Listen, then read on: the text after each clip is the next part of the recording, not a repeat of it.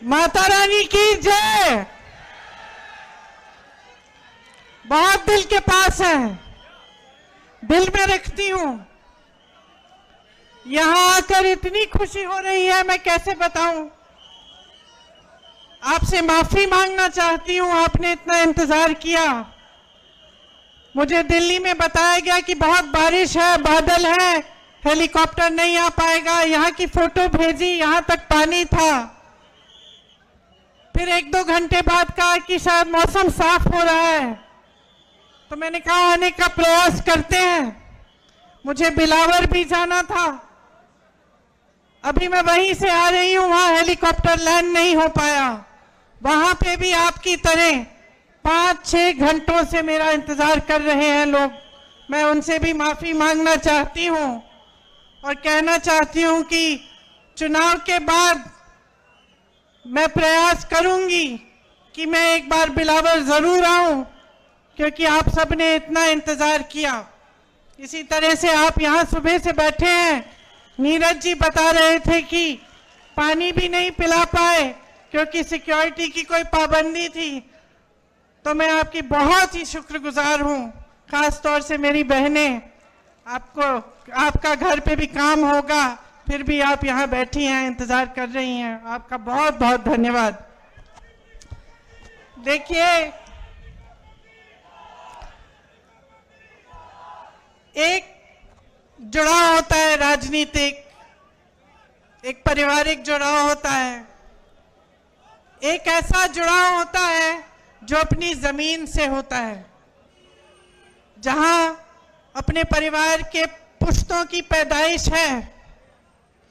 वो एक अलग बात होती है, वो एक लगाव होता है जो शायद लफ्जों में बताया भी नहीं जा सकता। जम्मू कश्मीर से मेरे परिवार के सदस्यों का यही जुड़ाव है, यही लगाव है। मैं यहाँ आती हूं तो आपकी शक्लें भी मेरे से मिलती जुलती हैं। काफी बार मैं देखती हूँ, गाड़ी से देखती हूँ या किसी से मिलती हूँ, कहती हूँ तो ऐसे लगता है कि मेरी बहन है। तो एक अलग जुड़ाव है। आपको शायद मालूम नहीं होगा, मेरी दादी इंदिरा जी की हत्या से 4-5 दिन पहले हम लोग घर पे बैठे थे। मैं 12 साल की थी, राहुल जी 14 साल के थे। अचानक दादी ने कहा, बड़ा दिल कर रहा है कश्मीर जाने का। जो चिनार के पेड़ हैं, पतझड़ के समय जो गिरते हैं, मैं उन्हें देखना चाहती हूं। तो हम दोनों बच्चे थे, बहुत खुश हुए, चलो दादी के साथ कश्मीर चलेंगे। तो दादी हमें कश्मीर लाई। पहली बार मुझे खीर भवानी के मंदिर में ले गई। उसके बाद एक बड़े आध्यात्मिक गुरु थे उनके, पंडित लक्ष्मण जी, उनका आश्रम होता था श्रीनगर में, वो वहां गई। फिर हम दिल्ली आए। 3-4 दिन बाद ही उनकी हत्या हो गई, वो शहीद हो गई।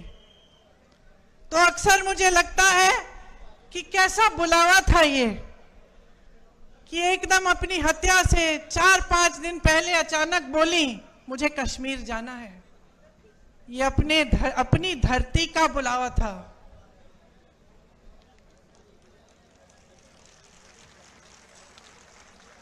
ये माता का बुलावा था कि वो खीर भवानी गई। पहली बार अपने दोनों पोती पोती को वहां ले गई। और उसके बाद से जब भी मैं श्रीनगर जाती हूं, मैं जरूर खीर भवानी माता के यहाँ जाती हूं और अपनी दादी को याद करती हूं। दरअसल ये देश का शिखर है। प्रकृति ने आपको सब कुछ दिया, सुंदरता, संसाधन, बड़े बड़े आध्यात्मिक गुरु जो यहां से चले और सिर्फ अपने देश भर में नहीं लेकिन दूसरे देशों तक गए और धर्म की बात की, अमन चैन की बात की। आपके पास सब कुछ था, एक धार्मिक परंपरा, जैसे मैंने कहा, प्राकृतिक सुंदरता, संसाधन, और शायद ये दुनिया का तरीका है, दुनिया का स्वभाव है कि जब किसी के पास सब कुछ होता है तो जिसकी नीयत ठीक नहीं होती है वो उसे छीनने की कोशिश करता है, उसका इस्तेमाल करता है।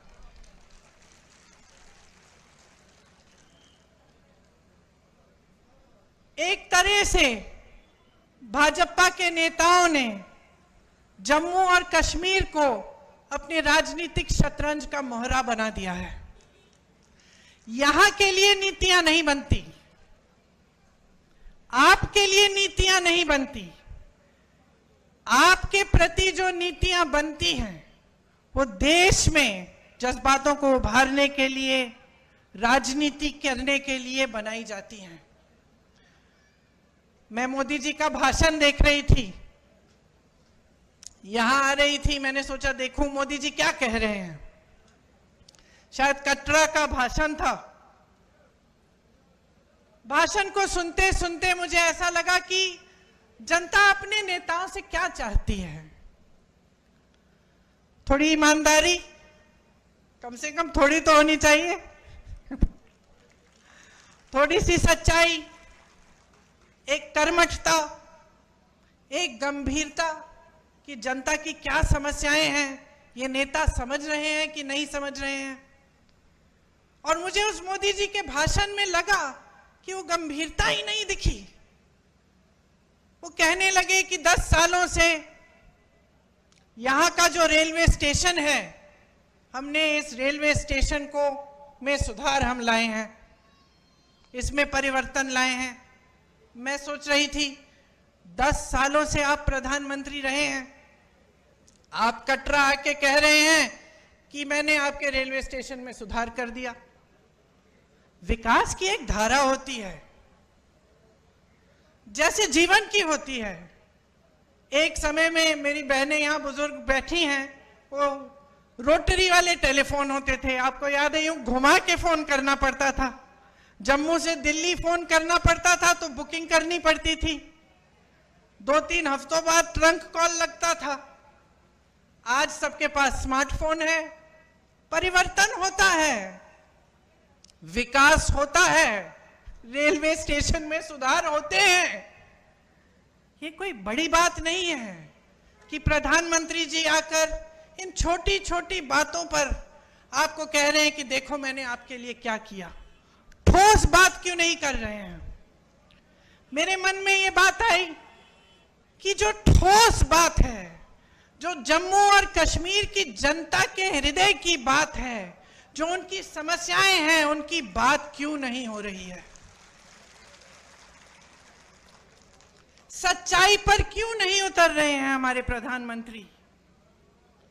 कि जब उन्होंने आपसे राज्य का दर्जा छीना तो क्या क्या छिन गया आपसे। वो रेलवे स्टेशन की बात करने से नहीं मिलेगा आपको वापस।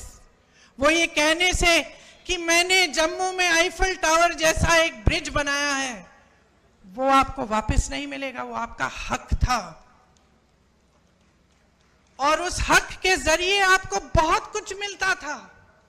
अपने जमीन पर हक, रोजगार पर हक, छोटे कारोबारों को मजबूत बनाने का हक, जो सारा आज आपसे छिन गया है। एक एलजी है जो पूरा अपने हिसाब से, अपनी मनमानी से राज कर रहे हैं। एक लूट का राज स्थापित किया है, रिमोट वाला राज स्थापित किया है। आपको अपने हक नहीं मिल रहे हैं इस राज्य में। आपकी जमीनें लैंड बैंक बन रही हैं। किसके लिए? आपके लिए, बड़े बड़े उद्योगपतियों के लिए, जो मोदी जी पूरे देश भर में स्थापित कर चुके हैं कि कुछ गिने चुने उद्योगपतियों को सब कुछ मिलेगा। वही आज जम्मू और कश्मीर में हो रहा है। यहां रिलायंस के रिटेल स्टोर खुल रहे हैं, लेकिन ये जो छोटी छोटी दुकानें हैं, जो आपकी दुकानें हैं, आपके छोटे बिजनेस हैं, उनको मारा जा रहा है। पहले नोटबंदी, फिर जीएसटी, और आज बड़ी बड़े रिटेल वाले जो उद्योगपति हैं आपके बिजनेस को छीन रहे हैं और आप कुछ कर नहीं पा रहे हैं क्योंकि आपकी अपनी सरकार नहीं है। नौकरियों का हक आपको मिलना चाहिए। यहां तमाम नौजवान खड़े हैं, मेरी बहनें मेहनत करके परिश्रम करके बड़ा करती हूं। मैं 52 साल की हूं, मेरा बेटा 24 साल का है, मेरी बेटी 22 साल की है। क्या चाहते हैं हम अपने बच्चों के लिए? एक उज्जवल भविष्य चाहते हैं, कुछ बड़ी शान शौहरत पैसा सत्ता नहीं। हम चाहते हैं कि खुश रहें, ईमानदारी से अपना काम करें और अपनी कमाई कर लें, अपने पैरों पे खड़े हो जाएं। ये आप भी चाहते हैं, इस मंच पे बैठे सारे नेता भी यही चाहते हैं। तो ये हक आपसे छीना क्यों जा रहा है?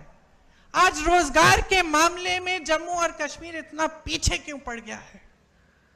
इतनी बेरोजगारी क्यों है? आप परवरिश करते हैं अपने बच्चों की, मेहनत करते हैं, उनको पढ़ाते हैं लिखाते हैं। बच्चा भर्ती का पेपर देता है, पेपर लीक हो जाता है, पेपर दे भी देता है, मार्क्स भी आ जाते हैं, भर्ती नहीं होती। घोटाले पे घोटाले होते हैं। ऐसे बच्चे हैं जो 27-28 साल के हो जाते हैं, 30 साल की उम्र के हो जाते हैं नौकरी की इंतजार में। उनको खुद नहीं पता होता कि जब हमने भर्ती का इम्तिहान दे दिया है, हम पास भी हो गए हैं, तो क्या हम इंतजार करें? हो सकता है 6 महीने में नौकरी मिल जाएगी, हो सकता है 2-3 महीनों में नौकरी मिल जाएगी। तो बेचारे इंतजार करते रहते हैं, सोचते हैं कहीं और लग जाएंगे तो ये भर्ती निकल जाएगी तो हम रह जाएंगे। और इस तरह करके साल पे साल गवा देते हैं, अपनी जवानी गवा देते हैं। बच्चों की शादी नहीं होती, जब रिश्ता लेके जाते हैं कहते हैं कि भाई नौकरी नहीं है, रिश्ते नहीं पक्के होते। तो इस तरह से कैसे आगे बढ़ेंगे हम? आपके एलजी बाहरी हैं, साफ तमाम जितनी भी पॉलिसियां जितनी भी नीतियां बन रही हैं बाहर वालों के लिए बन रही हैं। 450 मिनरल के जो ब्लॉक हैं उनमें से 200 के ठेके बाहर के लोगों को दिए हैं। आपको रेत, आपकी रेत है, आपकी बजरी है, बाहर भेजी जा रही है, आपको खरीदनी पड़ती है अपने घर बनाने के लिए, तो उसका दाम महंगा होता है कि नहीं? आपको घर में छोटी सी छोटी मरम्मत करनी पड़ती है, आप घबराते हो कि कैसे करेंगे? कोई बीमार पड़ता है, घबराते हो, इलाज कैसे करवाएंगे? और यहां बाहर की सारी कंपनियां आकर सब कुछ लूट रही हैं। 10 मिनरल के ब्लॉक्स हैं, 26 रेत के खनन, सारे ठेके बाहर के इनके मित्रों को दिए गए हैं। बाहर की कंपनियों को ला कर आपके जितने भी छोटे कारोबार हैं उनको खत्म किया जा रहा है। ये तो मैं मंच पे खड़े होकर कह रही हूं, एहसास तो आपको है। अब त्योहार का महीना आने वाला है, एक तरफ घबराहट कि त्योहार के लिए हमें अपने घर को सजाना है, मेहमान आएंगे, खाना खिलाना है, सब कुछ करना है, कैसे करेंगे? महंगाई इतनी है। और दूसरी तरफ ऐसा एहसास होता है कि पता नहीं इस साल बिक्री होगी कि नहीं, धनतेरस आएगा, दिवाली आएगी, लोग खरीदेंगे कि नहीं, क्या हमारे कारोबार चल पाएंगे कि नहीं? ये आपकी असली समस्याएं हैं। इन समस्याओं से जूझ रहे हो आप। वहां केंद्र में मोदी जी, अडानी जी और अंबानी जी को बढ़ा रहे हैं, यहां आपके एलजी अपने मित्रों को आगे बढ़ा रहे हैं। माता वैष्णो जनरल स्टोर या रघुनाथ मार्केट के जो कारोबार हैं उनको बढ़ावा कौन दे रहा है? ये रिलायंस रिटेल हर जगह जो खुल रही है वो तो खूब तेजी से बढ़ रही है। आपके लिए ठोस काम क्या हो रहा है? जल जीवन मिशन का स्कैम होता है, एक दलित अधिकारी उस स्कैम को उभारता है। क्या होता है? उसको प्रताड़ित किया जाता है। मैंने ईमानदारी की बात की, सच्चाई की बात की, नेता से उम्मीद की बात की। यह उम्मीद होती है ना कि अगर कोई अधिकारी ईमानदारी से बता दे कि भाई ये स्कैम हो रहा है, करोड़ों लूटे जा रहे हैं, तो आप उसका संरक्षण करें, उस स्कैम की जांच करें, उल्टा उसे प्रताड़ित किया जाता है। क्या यही हमारी परंपरा बन गई है? क्या आज यही उम्मीद होनी चाहिए हमें अपने नेताओं से? आप सोचिए, आज भयंकर बेरोजगारी है। यहां जम्मू में 65% सरकारी पद खाली हैं। आप यहां बेरोजगार खड़े हो नौजवान, हाथ उठाकर अगर मैं पूछूं कि किस किस को सरकारी नौकरी मिली है, आप सब बोलेंगे नहीं मिली है। अभी जो चुनाव खत्म हुआ उसमें हमने जब हम पूरे देश भर में घूमे, जहां जहां गए हमने पूछा भाई हाथ उठाओ, किस किस को रोजगार मिला है? एक हाथ नहीं उठता था। 10,000, 20,000, 50,000 की भीड़ में एक हाथ नहीं उठ रहा था। उल्टा क्या दिया जाता है आपको? नौजवानों को अग्निवीर जैसी स्कीम। ये हमारे जवान खड़े हैं, देश के लिए जीवन देने के लिए तैयार हैं। जब ये आते हैं हमारी सुरक्षा करने के लिए, जब सरहद पे खड़े होने जाते हैं, तो मन में ये रखते हैं कि हम एक दिन शहीद हो सकते हैं इस धरती के लिए, और आप अग्निवीर लाते हैं कि बच्चा जाएगा, सरहद पे खड़ा होगा, सुरक्षा करेगा हमारे देश की, लेकिन शहीद हो जाएगा तो उसको कुछ नहीं मिलेगा, उसके माँ बाप को पेंशन तक नहीं मिलेगा। और इसके लिए हम सारे विपक्षी दल लड़ रहे हैं, बार बार इन मुद्दों को उठाते हैं, लेकिन इतना अहंकार है इस सरकार में, हमारे प्रधानमंत्री जी ने, कि वो जानते हुए कि ये गलत स्कीम है, जानते हुए कि ये नौजवानों के लिए ठीक नहीं है, वो पीछे नहीं हटते। वो कहते नहीं है कि ठीक है, गलती हो गई, गलत स्कीम ले आए, हम इसको सुधार देते हैं। जहां आपको आर्मी में, फोर्सेस में रोजगार का मौका मिलता था, वो टूट गया है, आज नहीं मिलता है। खेती में रोजगार बनते थे, आज नहीं बनते हैं। सबसे ज्यादा रोजगार हमारे देश में, हमारी देश की जो रीढ़ की हड्डी है, वो छोटे कारोबार हैं। ये सारी दुकानें जो मुझे यहां से दिख रही हैं, आप रोजगार दिलवाते थे। ये छोटे छोटे बिजनेस जो अपना कुछ बना दिया, कानपुर में लेदर का बिजनेस था, आगरा में कोई और बिजनेस, मुरादाबाद में पीतल का बिजनेस, यहां जम्मू में और बिजनेस, सारे तमाम ऐसे बिजनेस बंद हो रहे हैं, तो रोजगार वहां से भी नहीं मिलेगा। तो कौन सी स्कीम है इनके पास रोजगार दिलवाने की? सिर्फ स्कैम, पेपर लीक, अग्निवीर जैसे फिजूल की स्कीमें, और ऊपर से क्या होता है? आप माताएं हैं, नौजवान बच्चे हैं, मैंने कहा मेरे भी नौजवान बच्चे हैं।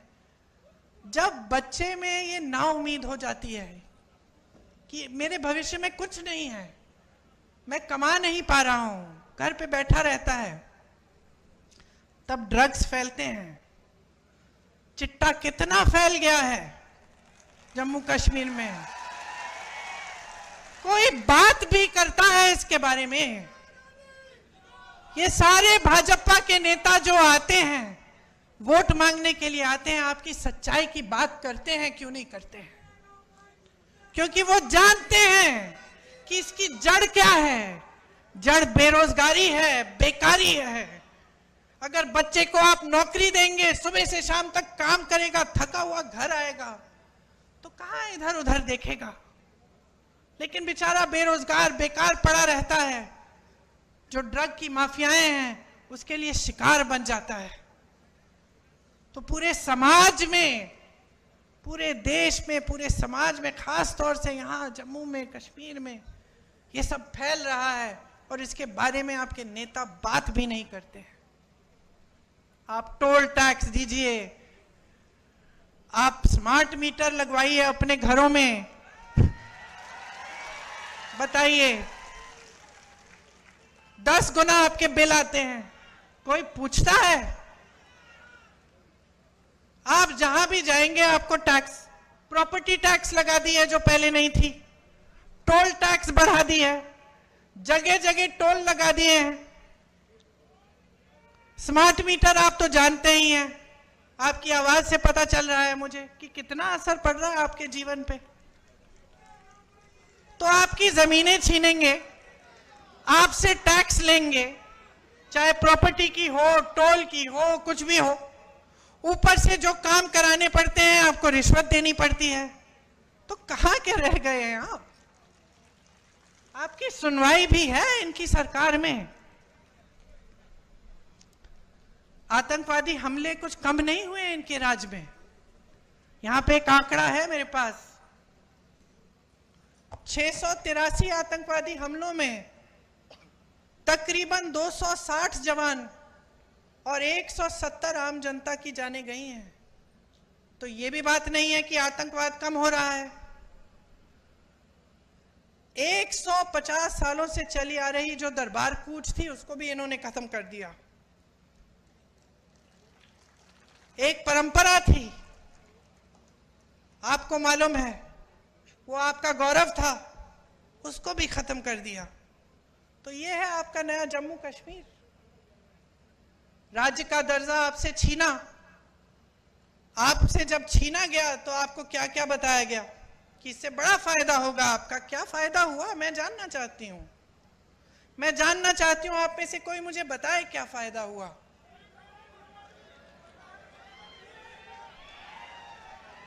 आपसे जो संविधान ने आपको जो सबसे बड़ा अधिकार दिया था, वोट का अधिकार, समानता का अधिकार, जो कबीर जी जैसे संतों ने, रविदास जी जैसे संतों ने जिसकी बात की थी, वो अधिकार, समानता का अधिकार कि भाई तुम में और तुम में कोई फर्क नहीं है, सब समान हो, ये अधिकार हमारे संविधान में गड़ा हुआ है। ये अधिकार छीना आपसे कि इतने सालों के लिए आप वोट तक नहीं दे पाए। तो क्या उम्मीद रख सकते हैं आप इन लोगों से? सब छीना है, सब लूटा है। मंच पर आते हैं, मैं प्रधानमंत्री के भाषण की बात कर रही थी, 45 मिनट में से 20 मिनट तो मेरे परिवार पे उन्होंने व्यर्थ किए। अब आप मुझे बताओ, अगर मैं यहां आकर 20 मिनट के लिए सिर्फ आपको यह सुनाऊं कि मोदी जी का परिवार ऐसा है वैसा है, आपको क्या लगेगा? क्या लगेगा बहन, क्या लगेगा? यही लगेगा ना कि इस नेता को समझ में नहीं आ रहा है कि मेरी समस्या क्या है, मैं तो अपनी समस्या की बात सुनना चाहती हूं। यही लगेगा ना। और वो वही पुरानी रट लगाए हुए हैं, 10 सालों से हम सुन रहे हैं और 10 सालों से परिवर्तन नहीं आ रहा है, 10 सालों से प्रगति नहीं आ रही है, घुटन हो रही है। खास तौर से यहां जम्मू और कश्मीर में घुटन हो रही है, भविष्य नहीं दिख रहा है आपको। तो मैं आपसे क्या कहने आई हूं, पहचानिए, सच्चाई को पहचानिए। इंदिरा जी की बात की, उनकी लगाव की बात की, एक सच्चाई थी उसमें, एक गहराई थी, वो हम आज तक अपने दिल में रखते हैं। ये हमारी धरती है और आपकी धरती है। आप वहां बैठे हो, नेता मंच पे बैठे हैं, आप अलग नहीं हो नेताओं से। ये अलगपन दूर करना पड़ेगा हमें। आपको समझना पड़ेगा कि ये नेता आपने बनाए हैं। आपको समझना पड़ेगा कि नेता आए आपके सामने, आपकी समस्याओं के बारे में बात करे, तब तक आप वोट मत दो उसे, चाहे कोई भी हो। ये लड़का नीरज, मैं इसे अच्छी तरह जानती हूं, संघर्षशील है, ईमानदार है, और सबसे बड़ी बात पता है क्या है? हिम्मत है इसमें, लड़ने की हिम्मत है। जब जब मैंने दिल्ली बुलाया कि आ जाओ धरना प्रदर्शन है, एकदम आया और पीछे नहीं हटा। पुलिस ने लाठी मारी, तंग किया, ढकेला, मारा, पीटा, फिर भी पीछे नहीं हटा। तो मैं अपने अनुभव से जानती हूं कि नीरज में हिम्मत है, लड़ने की शक्ति है और आपके लिए लड़ेगा।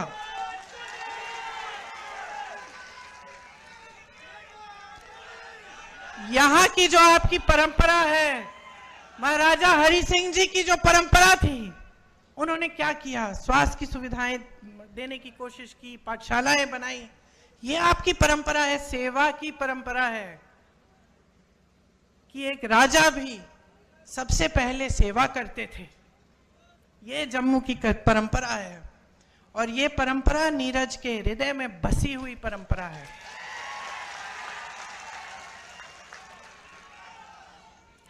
मैं आपसे कहने आई हूं कि नीरज को आगे बढ़ाओगे तो आप अपने भविष्य को मजबूत बनाओगे। नौजवान है मगर समझदार है।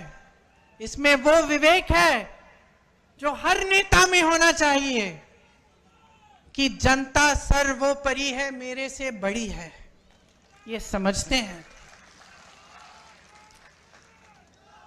चुनाव के संदर्भ में यहां आई हूं तो मैं आपको यह भी बताना चाहती हूं कि कांग्रेस पार्टी का एक विजन है, एक नजरिया है आपके लिए, आपके भविष्य के लिए। हम आपके राज्य का जो दर्जा है वो आपको वापस देना चाहते हैं। मुझे हंसी आई, देश के गृह मंत्री जी ने एक भाषण दिया यहां आकर कि भाई राज्य का दर्जा वापस चाहिए तो हमें वोट देना पड़ेगा। अरे जब छीना आपने है, ये तो वही बात हुई कि घर के अंदर चोर आया, आपका टीवी लेके चले गया और फिर चोर कहता है कि टीवी वापस चाहिए तो भाई मेरे से पूछो। वही बात हुई ना, लिया आपने, अब कह रहे कि वोट नहीं दोगे तो हम देंगे। अब हम ही दे सकते हैं और कोई दे ही नहीं सकता आपको। समझ लीजिए क्या चाल चली जा रही है आपके साथ। तो कांग्रेस पार्टी चाहती है कि एकदम हमारी सरकार आएगी तो हम आपको राज्य का दर्जा वापस देंगे। 150 साल पुरानी जो दरबार कूच की जो परंपरा है वो फिर से शुरू की जाएगी। आपके रोजगार, आपकी जमीन को हम सुरक्षित करेंगे। हम सुरक्षित रखना चाहते हैं। हम चाहते हैं कि आपके रोजगार का हक, आपका जमीन का जो हक है वो आपके हाथों में वापस जाए। जहां जहां कांग्रेस की सरकारें आज है प्रदेशों में, वहां हमारा ये पूरा प्रयास है। हम पेपर लीक के लिए एक जॉब कैलेंडर निकालना चाहते हैं और सख्त से सख्त कार्रवाई करना चाहते हैं अगर कोई पेपर लीक हो, ताकि जॉब कब मिलेगा, पेपर कब होगा, रिजल्ट कब आएगा, ये सब पहले से निर्धारित हो। और इसके साथ कोई इधर उधर करने की कोशिश करे अधिकारी तो उस पर सख्त कार्रवाई हो। खाली पड़े 1 लाख पदों को हम भरना चाहते हैं। बेरोजगार युवाओं को प्रति माह 3,500 रुपए हम देना चाहते हैं ताकि उनका थोड़ा आत्मविश्वास बने, अपने पैरों पे खड़े होने का कम से कम मौका तो मिले। घर की मुखिया महिला जो है उनको हर महीने 3,000 रुपए हम सम्मान राशि देना चाहते हैं। ये जहां जहां हमारे प्रदेश हैं वहां ये काम हम कर रहे हैं। 25 लाख तक स्वास्थ्य बीमा हम निकलवाएंगे। आज हमारे प्रदेशों में ये काम हो रहा है और राजस्थान में जब हमारी सरकार थी तो हमने किया और उससे बहुत लाभ हुआ लोगों का। कैंसर के पेशेंट्स का, जो बड़ी बड़ी बीमारियां होती हैं, बड़ी बड़ी सर्जरियां करनी पड़ती हैं, वो लगभग मुफ्त हो गई क्योंकि 25 लाख तक आपका बीमा था। ये स्मार्ट मीटर्स इंस्टॉल करने पर रोक लगेगी। घरेलू और कमर्शियल उपभोक्ताओं के जो पेंडिंग बिल हैं वो हम माफ करवाएंगे।